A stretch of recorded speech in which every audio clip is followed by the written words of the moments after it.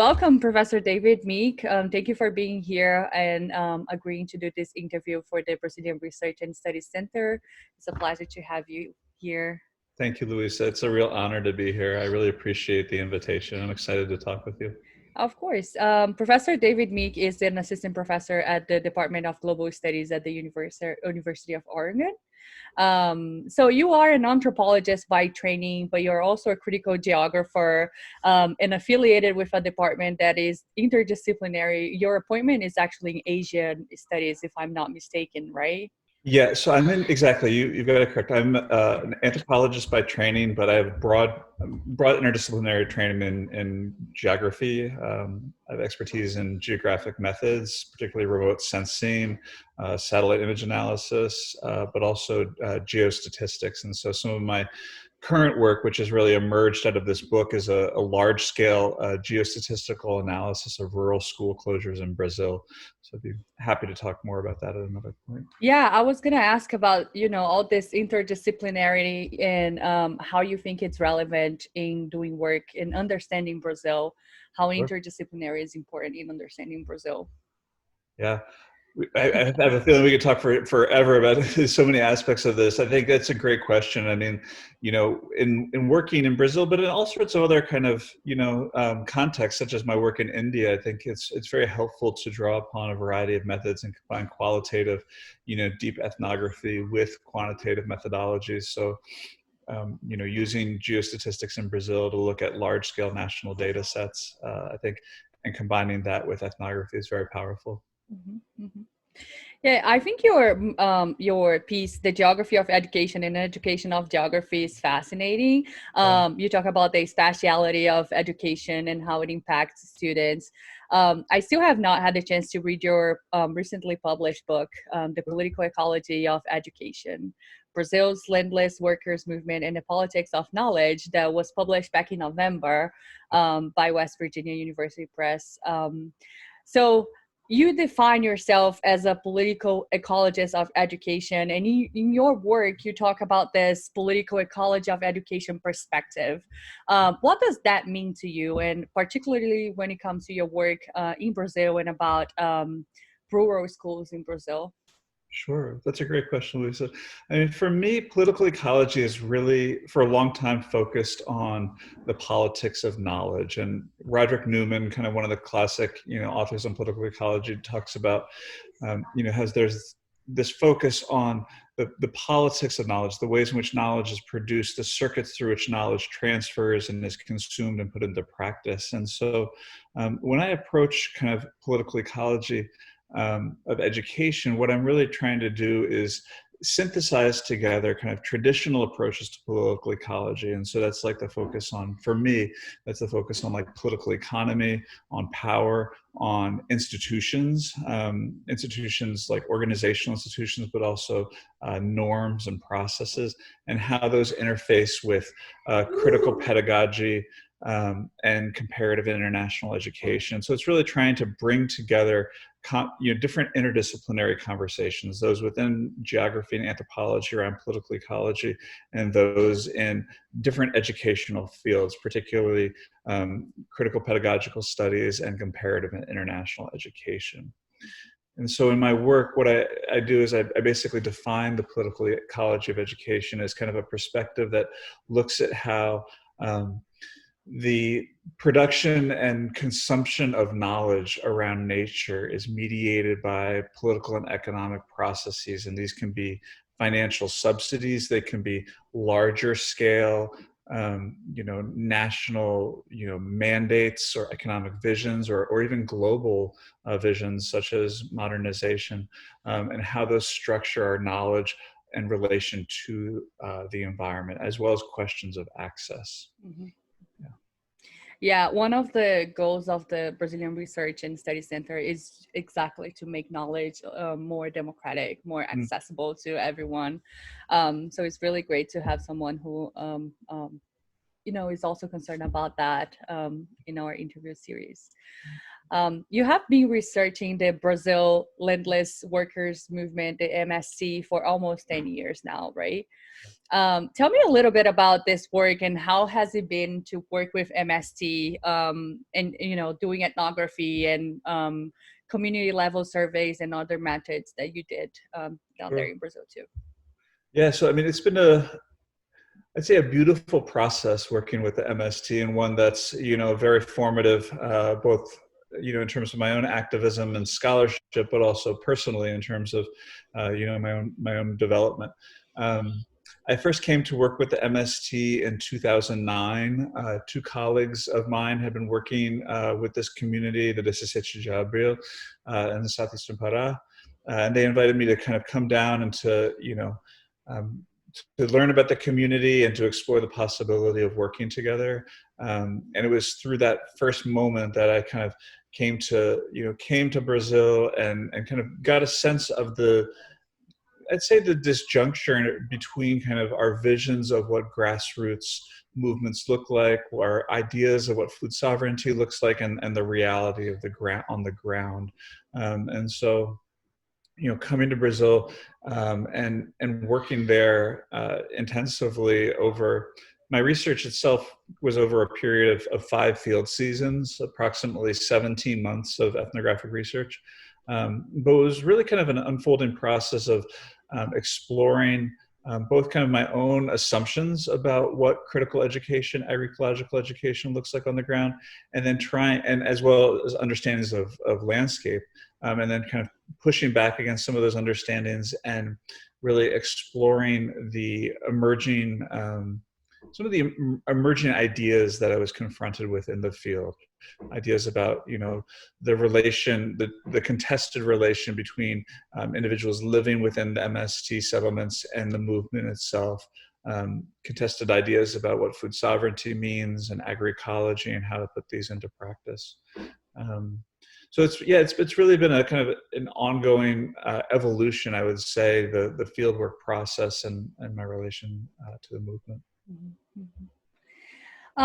Let's talk about more explicitly the connection that you make or try to make between education and food sovereignty and food security. How does your research seek to make this link? And what are some of your findings so far in this relationship? Sure. So here at the intersection of education and food sovereignty, I really kind of take what I would say is not just the MST, but a broader kind of grassroots social movements perspective on education. I see education as we would say in Portuguese, a process of formação, right, or formación. And here I understand formação not just as like you would maybe translate it as like training or development, but I really think about it like as the molding, like the molding of clay, literally like the formation, in a sculptural sense, and it's the formation of the individual. And so here I'm thinking about formação as like a process of really trying to bring forward, the highest versions of ourselves and the highest versions of ourselves in community, not just as individuals. And so education in this context is really inherently political process, and that's kind of one of the basic insights of critical pedagogues, is that education is always imbued with power. It's always a political project, whether we see the politics or not. It doesn't really matter. There's always politics involved, and so education, both within MST, but I think also in grass and universities in the global north, can be mobilized as a form of trying to form new individuals that have a critical consciousness of understanding the contradictions in their own reality, and then working to transform those contradictions out in the real world. And so that's this idea of critical consciousness and praxis that we get from a Brazilian critical pedagogue, Paula, right? Mm-hmm. And so that's kind of how I visualize education, is that, we don't have to be in an agrarian reform settlement, a radical educational space. That education can still have this sort of political purpose here in the global north, whether that we're working in elementary schools or universities. It's about a process of critical consciousness raising and acting upon the world in order to transform it. Mm-hmm. Mhm. Yeah, I really appreciate your comments on education being political, because I'm in a political science program, and I study soccer, and I get a lot of comments that, how is soccer political? And I have the same perspective as you. Like, soccer is always political, whether you see it or not. Sure. It's always political. There's always politics involved. So I think that that's to do with the way people conceptualize politics as a very Mhm. institutional politics, that it's about the government, actually, not about politics. So I appreciate that comment on education being always political. Yeah, that's actually, I think, for me, was one of the more interesting parts of my research in Brazil, was kind of the lens I got into kind of what I would call, like, or scholars call micropolitics, or everyday politics, or Mhm. agrarian scholar Jim Scott talks about, like, everyday forms of resistance. And so in my book I talk about how in the school, within the MST settlement, it's not this kind of, everyone has their left fist in the air and they're wearing, the Che Guevara shirt. Within the school, there's a lot of political struggle between educators that are aligned with the movement, that really are trying to put into practice the movement's pedagogy, and trying to really kind of mobilize education as a critical force. And many other educators who, they come from an urban area, they're working there for a short period of time. They have absolutely no interest in the movement or its political ideals, and if anything are kind of, trying to push away and resist the movement. And so in the book I talk about kind of those micropolitics, and how many educators, they practice resistance to the movement by not showing up to meetings, by not, encouraging their students to participate in movement events. And so that as we would say in Portuguese, like, a cara da escola, the face of the school, is really a kind of a site of symbolic politics. And so, whether the school flies the MST's flag or not next to the Brazilian flag, whether it, includes poems from militantes, like, on the wall, like, these are all political questions. And these are contestations within the school over the future of the movement in that educational space. So those everyday politics, I think, are easily missed, because they're quotidian, they're under the surface. But through ethnography, through long-term, participation in the community, one can start to get an eye for how those manifest. And I think that's one of the most beautiful parts of fieldwork, is starting to have a sense for how some of these, deeper phenomena co-occur under the surface. Hmm. Hmm. Yeah, that makes me, one, really excited to read your book, and I want to do that as soon as possible. And two, even sadder that my field work didn't happen back in the spring, because I was so looking forward to have that, those realizations that you only have in the field, and that ability to exchange ideas with the subjects, and see. I don't know. It just makes me miss something that I actually never had, but maybe in another opportunity, I'll get to do that. For sure. I mean, it's a part that, I think one always wants more of, they're like, and I think and again, a beautiful part of ethnography is, like, you kind of get a taste for the insights that come from longer term kind of engagement with a community. And then it becomes, you just want to continue doing that kind of immersive fieldwork, but it becomes difficult as, you start to work in the university and life moves on, and you can't, take a year and go live in an agrarian reform settlement in the same context. And so now I'm working in India on several other projects, and I miss that opportunity. I miss that level of engagement that I had. Yeah. Yeah, I can see that. And as a Brazilian, like, I grew up in Brazil. I grew up in Brazil and just moved to the US in 2016, I guess. So it was my chance of, like, coming back home to, like, do Right. close observations and participate in this political activity. But it'll happen again. I'm confident that it will. You mentioned your work in India, which is actually my next question. How does your work in both countries, Brazil and India, are related? And what are some differences between those two countries that you find significant to your studies? Sure. I mean, it's really interesting. The work in India actually began, I started getting excited about developing the idea while in Brazil. I had, been following, the MST is part of La Via Campesina, this transnational agrarian social movement that's made up of different member organizations around the world. One of the organizations is the Karnataka Rajarata Sangha, the Karnataka State Farmers Union, and that's based in the state of Karnataka in India. And they had published some newsletters about the farmer suicide crisis and the role of critical agroecological education in trying to, encourage farmers to transition to agroecology and to as a way of mitigating the farmer suicide crisis. And so I first learned about that while in Brazil, and just thought this was really fascinating at a theoretical level, that here, this movement that's also very related to the MST, it's part of La Via Campesina, is using critical agroecological education for a very similar end, but in a different context. They're also trying to, work around ideas of like political formation and leadership, the transition to sustainable agriculture. But within the context of India, it's really directed towards the agrarian crisis. And that's an agrarian crisis that looks, it has some similarities with Brazil perhaps, but it looks very different in other contexts.